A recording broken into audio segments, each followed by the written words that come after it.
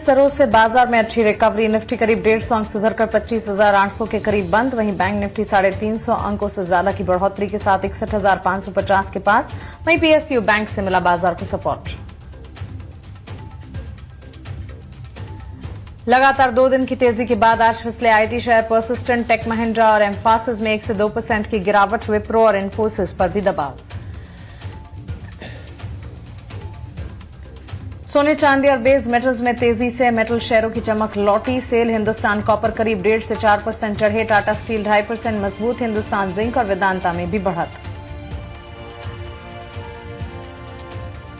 PSU bank शेयरों में आज भी खरीदारी। कैनरा बैंक, पीएनबी 2 से 2.5% चढ़े। महाराष्ट्र बैंक, एसबीआई और इंडियन बैंक में भी हल्की तेजी। एनवीडिया के साथ कोलैबोरेशन के बाद E2E नेटवर्क्स और नेटवेब टेक्नोलॉजीज में बम्पर तेजी। E2E नेटवर्क्स में 20% तक का जोरदार उछाल। वहीं नेटवेब टेक्नोलॉजीज 9% चढ़ा। करीब 4% भागा दिलीप बिल्डकॉन का शेयर। कंपनी ने गुजरात प्रोजेक्ट के लिए सबसे कम बोली लगाकर 702 करोड़ के ऑर्डर्स जीते। टोबैको शेयरों में अच्छी तेजी। गोडफ्रे फिलिप्स में 20% का अपर सर्किट। आईटीसी और वीएसटी इंडस्ट्रीज में 2% तक की तेजी। ईटी नाउ स्वदेश को सूत्रों के हवाले से मिली खबर। 20 से 40% तक बढ़ सकते हैं सिगरेट के दाम। फ्रांस के राष्ट्रपति इमैनुअल मैक्रों के भारत दौरे का आज दूसरा दिन। कल शाम मुंबई में पीएम मोदी के साथ ज्वाइंट प्रेस कॉन्फ्रेंस की। डिफेंस, क्लीन एनर्जी, एरोस्पेस और एआई समेत कई मुद्दों पर हुई चर्चा। और आज T20 वर्ल्ड कप में भारत और नेदरलैंड के बीच आखिरी लीग मैच। अहमदाबाद में शाम 7 बजे से शुरू होगा मुकाबला। भारत ने पहले ही कर लिया है सुपर 8 के लिए qualify.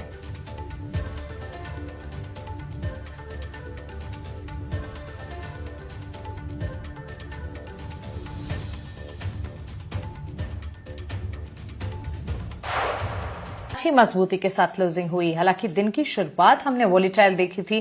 During the entire session उतार चढ़ाव के बीच कमजोरी भी हावी हुई, लेकिन टुवर्ड्स क्लोजिंग बाजार ने निचले स्तरों से अच्छी रिकवरी दिखाई।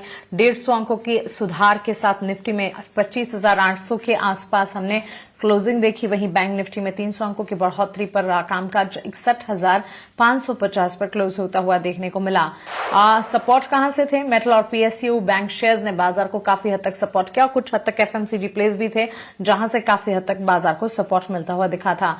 आईटी सेक्टर जहां पर कल अच्छी मजबूती देखने को मिली थी। इन्फोसिस और एंथ्रोपिक की डील के चलते वो मजबूती न्यूज बैक्ड थी और गेंस रिजल आउट होते हुए नजर आए। IT sector one of the sector जो सबसे ज्यादा गिरावट झेल रहा था और मेटल स्टॉक्स में अच्छी खासी गेंस देखने को मिल रहे थे। पीएसयू बैंक में भी इसी तरह के सेंटिमेंट्स डेवलप होते हुए, लेकिन इसी के साथ अगर आप देखेंगे कई सारी खबरें थी। न्यूज बैक्ड एक्शन कुछ तमाम स्टॉक्स पर देखने को मिले, जैसे एनवीडिया के साथ कोलैबोरेशन की खबर आई। उसके बाद E2E नेटवर्क्स के स्टॉक में मजबूती थी। नेटवेब टेक्नोलॉजीज के स्टॉक में जबरदस्त एक्शन देखने को मिला। वहीं हमने देखा कुछ और स्टॉक सिगरेट शेयर्स पर भी फोकस था, क्योंकि सूत्रों के हवाले से एक्सक्लूसिव खबर ईटी नाउ स्वदेश को मिली कि सिगरेट के दाम आने वाले दिनों में बढ़ सकते हैं, जिसका सीधा असर हमने आईटीसी, गोडफ्रे फिलिप्स जैसे स्टॉक्स पर देखा। ऑल इन ऑल अच्छा सेशन कहा जाएगा, क्योंकि towards the start of the day हमने देखा था बाजार में वॉलेटिलिटी थी। दिन के दौरान भी हमने देखा उतार चढ़ाव, लेकिन टुवर्ड्स क्लोजिंग बाजार अपने आप को संभाल पाए। यहां से आगे आपकी कल की तैयारी क्या होनी चाहिए? आपके सवाल कई सारे होंगे, उनके जवाब देने की भी कोशिश होगी। सवाल पूछने का फाइनेंशियल सर्विसेज लिमिटेड से स्नेहा पोद्दार हमारे साथ हैं। जेएम फाइनेंशियल सर्विसेज से तेजस शाह हमारे साथ जुड़ेंगे। स्नेहा, गुड आफ्टरनून, स्वागत है आपका ईटी नाउ स्वदेश पर। अपना समय हमें देने के लिए आपका शुक्रिया। बताएं यहां से आगे मार्केट के सेंटिमेंट्स आप आने वाले ट्रेडिंग सेशन के लिए कैसे देख रही हैं? हाय, गुड आफ्टरनून। सो आगे आने वाले समय के लिए ओवरऑल मार्केट सेटअप काफ़ी अच्छा है। ऐसी स्लो एंड ग्रेजुअल मूवमेंट रहेगा डेफिनेटली, बिकॉज फंडामेंटल्स जो इंडिया के फंडामेंटल्स है काफ़ी स्ट्रांग है, बट जियोपॉलिटिकल जो सिचुएशन है काफ़ी वॉलेटाइल है। सो उसको नज़र रखते हुए मार्केट में एक कंसोलिडेशन फेज जैसा आप देख सकते हो over next 1 to 2 months। But overall long term perspective से जो मार्केट की मूवमेंट है वो काफ़ी पॉजिटिव है। मैंने अगर हम कंपेयर करें तो जो फंडामेंटल्स है, लास्ट ईयर गवर्नमेंट ने काफ़ी सारे पॉलिसी मेजर्स लिए हैं जिनका हमें एक पॉजिटिव इम्पैक्ट दिखाई देगा। साथ ही साथ जो यूएस डील और यूएन के साथ जो डील ट्रेड डील्स इंडिया ने क्लोज की है उसका हमें पॉजिटिव इम्पैक्ट आगे आने वाले समय में दिखाई देगा। सो रातों रात ये सब चेंजेस नहीं नजर आएंगे। एंड अगर हम इनकी बात करें तो probably from sectoral point of view बहुत ज्यादा शायद हमें एक्शन नहीं दिखे, because direct benefit as such बहुत लिमिटेड सेक्टर्स को ही है। बट देन इनका जो अगर टॉप डाउन अप्रोच है फ्रॉम दी मैक्रो पर्सपेक्टिव, अगर हम इकोनॉमी पर्सपेक्टिव से बात करें तो ये इसका असर डायरेक्टली इंडिया के इकोनॉमी पे होगा, जो कि पॉपुलेट करके डिफरेंट सेक्टर्स पे आएगा। So all in all fundamentals change हो रहे। इस बार जो Q3 के नंबर्स से काफी हेल्दी नंबर्स से, इनफैक्ट अगर हम देखें तो लास्ट 2-3 क्वार्टर से ग्रेजुअल इंप्रूवमेंट हो रहा है। एंड ओवरऑल डाउनग्रेड्स भी अब नंबर्स में बहुत लिमिटेड है। सो ये सब जो फंडामेंटल चेंजेस हो रहे हैं ये यहाँ से अर्निंग्स को और मजबूती प्रोवाइड करेंगे। एंड साथ ही साथ जो गवर्नमेंट ने केपेक्स को थोड़ा सा रिवाइव किया है, सो वो भी नंबर्स को स्ट्रेंथन होने में मजबूती प्रोवाइड करेगी। सो मार्केट का जो एक ओवरऑल डायरेक्शन है वो पॉजिटिव ही नजर आ रहा है।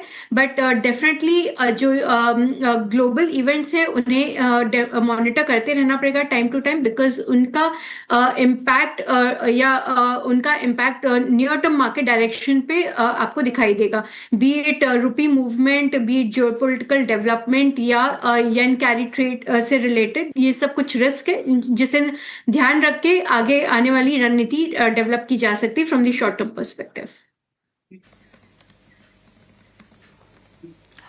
एब्सोल्युटली, ये राय बाजार पर मिलती हुई। जेएम फाइनेंशियल से तेजस शाह भी हमारे साथ जुड़ गए हैं। तेजस, आपका भी स्वागत है। बताएं, बाजार पर इस वक्त क्या रणनीति बनाकर चल रहे हैं आप? उठापटक के बीच बाजार अपने आप को संभालने में कामयाब तो हो रहे हैं। गुड आफ्टरनून मानसी जी और तमाम दर्शकों और पैनल्स को मेरा नमस्कार। निफ्टी की हम बात करें तो निफ्टी में हमने पिछले 4-5 दिनों में एक बड़ी उठापटक देखी है, लेकिन अगर ओवरऑल स्ट्रक्चर देखेंगे तो अभी भी पॉजिटिव है।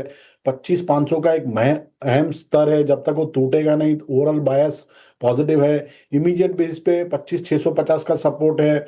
जो फ्राइडे में हमने गैप डाउन ओपन देखा था वो आज वो गैप भी फिल हो चुका है, तो ये दर्शा रहा है कि निफ्टी यहाँ से भी रैली करेगा। तो कल कोई डिप आता है तो इसमें खरीदारी कर सकते हैं विद स्टॉप लॉस बिलो 25,650। और मुझे लग रहा है आने वाले 2-3 दिनों में फिर से निफ्टी 26,000-26,050 तक जा सकता है। तो ट्रेडिंग के लिहाज से मुझे लग रहा है बाय एंड डिप्स की रणनीति रखनी चाहिए। As far as Bank Nifty is concern, Bank Nifty का जो स्ट्रक्चर है वो काफी स्ट्रांग है, एक मजबूत चट्टान की तरह है। और देखेंगे तो बैंक निफ्टी मार्केट को लीड कर रहा है। PSU banks clearly out performer है इन द रीसेंट रैली। और जब तक बैंक निफ्टी मजबूत है, हमें कोई पैनिक नहीं लग रहा है बाजार में, तो बैंक निफ्टी और निफ्टी में दोनों में मुझे लग रहा है बाय एंड डिप्स की रणनीति अपनानी चाहिए।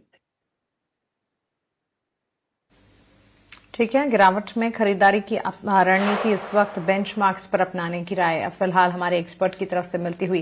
लेकिन चलिए अब सवाल जवाब का सिलसिला शुरू करते हैं और यूट्यूब के जरिए हमारे व्यूअर्स के जो क्वेश्चंस आए हैं उन्हें शामिल करते हैं। हरीश चंद्र यादव जी के सवाल से शुरुआत करते हैं। स्नेहा कल्याण से हरीश चंद्र जी हमारे साथ जुड़े। इन्होंने अडानी पावर पर अपना सवाल पूछा है। 471 शेयर्स इन्होंने 154 के दाम पर अडानी पावर के खरीदे हैं।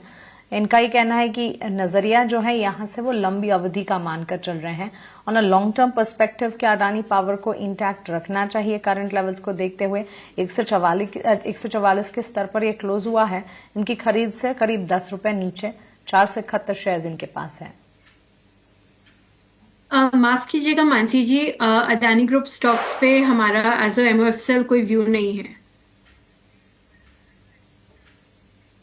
ऑलराइट, तेजस जी आपकी कोई राय? अडानी पावर पर हमारे व्यूअर ने खरीदारी की है 154 के दाम पर। तो अडानी पावर की हम बात करें तो स्ट्रक्चर थोड़ा सा माइल्डली पॉजिटिव है, कोई बड़ी मूवमेंट की उम्मीद नहीं है फॉर टाइमिंग। बट अगर उनका शॉर्ट टर्म नजरिया है तो 135 के स्टॉप लॉस से बने रह सकते हैं।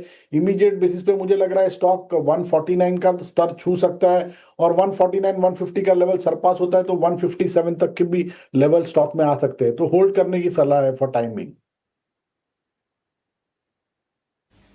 ठीक है, पोजीशंस को इंटैक्ट रखिए। ये राय फिलहाल आपको मिलती हुई हरीशचंद्र जी अडानी पावर पर। अगला सवाल मिस्टर सिंह का है। इन्फो एज में इन्होंने 100 शेयर्स खरीद रखे हैं। 1402 अपने एंट्री लेवल इन्फो एज के बता रहे हैं। स्नेहा, एक टेक आपसे जानने चाहेंगे। 1115 के लेवल्स पर करीब 1.5% की गिरावट पर इन्फो एज के स्टॉक में हमने लास्ट क्लोज देखा है। 1400 के ऊपर की इनकी खरीदारी है, 1402 टू बी प्रिसाइज। क्या राय होगी इन्फो एज पर हमारे व्यूअर के लिए? देखिए, इन्फो एज में बहुत ज्यादा कुछ शायद शार्प मूवमेंट नहीं देखने को मिले, बिकॉज जो ओवरऑल हायरिंग है उनमें उसमें कहीं ना कहीं थोड़ी सी स्लो डाउन है, बिकॉज इनकी जो लार्ज कंट्रीब्यूशन है वो आईटी सेक्टर से आती है। वहां पे आईटी सेक्टर में हायरिंग में एक थोड़ी सी मंदी टाइप है। बट हैविंग सेड दैट, जो इनके इस बार के नतीजे थे काफी डिसेंट इन्होंने परफॉर्मेंस दिया है, और थोड़ी बहुत मार्जिन इंप्रूवमेंट भी कंपनी ने देखा है। कंपनी काफी कुछ न्यू इनिशिएटिव्स ले रही है, एंड ये आईटी सेक्टर से थोड़ा सा डाइवर्सिफाई अवे करने की ट्राई कर रही है। ब्लू कॉलर हायरिंग पे इनका थोड़ा सा फोकस ज्यादा है। सो ऑब्वियसली इनका इम्पैक्ट आगे आने वाले क्वार्टर्स में ग्रेजुअली दिखाई देगा, बट एफर्ट्स डेफिनेटली है। सो इसे लॉन्ग टर्म नजरिए के पॉइंट ऑफ व्यू से होल्ड कर सकते हैं। नियर टर्म में शायद स्टॉक थोड़ा सा कंसोलिडेशन में ही रह सकता है। ठीक है, तो चलिए इन्फो एज पर ये एक टेक फिलहाल हमारे एक्सपर्ट की तरफ से मिलता हुआ। तरण का सवाल है एनबीसीसी पर। तेजस, आपसे एक राय जानना चाहूंगी। 1200 शेयर्स एनबीसीसी के इन्होंने खरीद रखे हैं, और एनबीसीसी में अपने एंट्री लेवल ये बता रहे हैं 97 रुपए और 70 पैसे। इन्हीं लेवल के आसपास एनबीसीसी फिलहाल कामकाज करता हुआ दिख भी रहा है। पिछले दिनों की भी अगर बात करें, यहाँ पर कुछ हद तक एनालिस्ट के फोरकास्ट भी आते हुए एनबीसीसी पर, बट ऑल इन ऑल एक रेंज में ही फंसा रहता है ये स्टॉक। क्या राय होगी हमारे व्यूअर तरण के लिए? देखिए, एनबीसीसी की हम बात करें तो स्टॉक का जो स्ट्रक्चर है थोड़ा सा नेगेटिव है। लोअर टॉप लोअर बॉटम के फॉर्मेशन है और शॉर्ट टर्म मूविंग एवरेज के नीचे ट्रेड कर रहा है। स्टॉक में जो मेजर हर्डल है वो करीबन 104 105 के करीबन है। जब तक ये लेवल सरपास नहीं होता है, मुझे नहीं लग रहा है कोई फ्रेश बाइंग मोमेंटम आएगा स्टॉक में। तो अभी मेरे हिसाब से अगर इन्होंने अगर छोटी अवधि के लिए अगर बाइंग की है तो एक स्टॉप लॉस लगा सकते हैं। 92 हाफ का एक स्टॉप लॉस लगा के बने रह सकते हैं, और 105 के ऊपर अगर ये स्टॉक जाता है तो और पोजीशन ऐड कर सकते हैं। ऑलराइट, तो चलिए ये राय फिलहाल हमें मिलती हुई एनबीसीसी के चार्ट्स पर। एक और सवाल देख लेते हैं, हिंदुस्तान कॉपर पर है। स्नेहा, नैन सिंह का सवाल हिंदुस्तान कॉपर पर। 240 शेयर्स इन्होंने 623 के दाम पर हिंदुस्तान कॉपर के खरीदे हैं। If I am not wrong, Hindustan copper में तो अच्छा तेजी का एक्शन लास्ट सेशन में नजर भी आया था, और ये स्टॉक करीब 3-4% तक की मजबूती दिखा रहा था। लास्ट क्लोज को देखते हुए हिंदुस्तान कॉपर पर हमारे व्यूअर के लिए राय क्या होगी? 569 का लास्ट क्लोज है, 623 की इनकी खरीदारी है। ओके, सो हिंदुस्तान कॉपर में एक हमने अच्छा करेक्शन देखा है, जो कि एक अच्छा एंट्री लेवल प्रोवाइड करता है, और जो लॉन्ग टर्म फंडामेंटल है काफी पॉजिटिव है, बिकॉज इनकी जो इंडस्ट्रियल डिमांड है स्ट्रांग है। डेफिनेटली थोड़ा सा ग्लोबल पर्सपेक्टिव से एक इंक्रीमेंटल सप्लाई जो आने की रिस्क है, वो एक रिस्क डेफिनेटली रहेगा, बट वो मेटल्स में अक्रॉस मेटल्स वो वॉल्टिलिटी रहेगी। सो रिस्क पर्सपेक्टिव अपना ध्यान रखते हुए इसको होल्ड किया जा सकता है। बट लॉन्ग टर्म ट्रेंड की अगर बात करें तो industrial demand across the sectors, because across electronics copper की रिक्वायरमेंट काफी हाई रहती है, एंड जैसे जैसे इलेक्ट्रिफिकेशन इंक्रीज होती जा रही है across the sectors, so demand इनकी हाई रहेगी। सो वॉल्टिलिटी को अगर साइड रखे तो लॉन्ग टर्म नजरिए से स्टॉक को अक्यूमुलेट किया जा सकता है, एंड करेक्शन ने एक अच्छा एंट्री लेवल प्रोवाइड किया है। सो इस स्टॉक को आप होल्ड कर सकते हैं। को इंटैक्ट रखें, ये राय हिंदुस्तान कॉपर पर मिलती हुई। करीब 4% की गेंस पर यह स्टॉक क्लोज हुआ है। 569 के लेवल्स पर आपकी खरीद उनसे भी ऊंचे दाम की है, तो पोजीशन को इंटैक्ट रखें। आपके लेवल आते हुए दिखेंगे, वक्त वक्त पर इसे रिविजिट भी करते रहिएगा। उत्तम कुमार का सवाल अनंत राज पर है। 8 महीनों का टाइम फ्रेम ये मानकर चल रहे हैं अनंत राज में। 75 शेयर्स इन्होंने 543 के दाम पर तेजस खरीदे हैं। अनंत राज के स्टॉक को एक बार पुल अप करके देख लेते हैं। 555, 556 के लेवल्स पर ये स्टॉक लास्ट क्लोज हुआ है। इनकी खरीद से थोड़ा ऊपर जरूर गया है। 2.25% तक के गेन्स इस स्टॉक में हमने देखे और पिछले एक महीने के ट्रेंड अगर देखेंगे कोई खास मूव नहीं है। ये तेजी इन दिनों की ही नजर आ रही है। अनंत राज पर आपकी राय क्या होगी? देखिए, आनंद राज की बात करें तो स्टॉक जो है एक साइडवेज कंसोलिडेशन मोड में चल रहा है, बट स्ट्रक्चर थोड़ा सा माइल्डली पॉजिटिव है, तो बने रहने की सलाह है 525 के ट्रेलिंग स्टॉप लॉस के साथ। 582 का एक अहम रेजिस्टेंस है, 582 583 का। अगर ये लेवल सरपास करता है तो मुझे लग रहा है स्टॉक में एक फ्रेश बाइंग मोमेंटम आ सकता है, और in that case stock can test the level of 625 to 630। तो बने रहने की सलाह है with stop loss below 525। Alright, तो चलिए बने रहे। ये राय फिलहाल अनंत राज पे मिलती हुई 2.25% के गेन्स यहाँ पर हमने देखे हैं। लेकिन आगे बढ़ेंगे और रुक करते हैं हमारे अगले सेगमेंट वैल्यू इन्वेस्टमेंट पिक का।